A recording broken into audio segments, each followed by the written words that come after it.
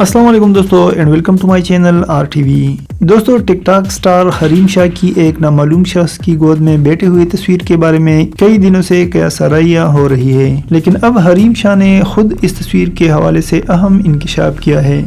गोद में बैठने वाली तस्वीर के हवाले से हरीम शाह का कहना है कि ये एक अहम वजीर और वजीर आजम इमरान खान के करीबी साथी है। आने वाले दिनों में इसकी वजारत भी मेरी वीडियोस की वजह से चली जाएगी। हरीम शाह कहती है कि वजीर का नाम आने वाले दिनों में जाहिर कर दूंगी।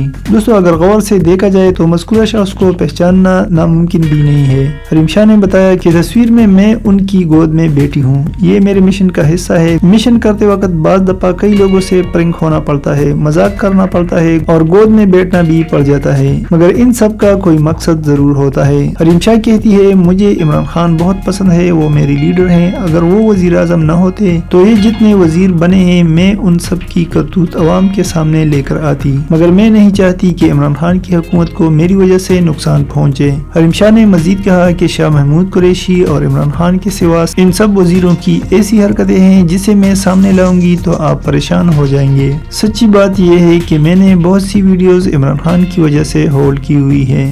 दोस्तों इस तरह की मज़ीद अपडेट्स के लिए हमारे चैनल को सब्सक्राइब कीजिए और मुझे दीजिए इजाज़त। अल्लाह हाफिज़।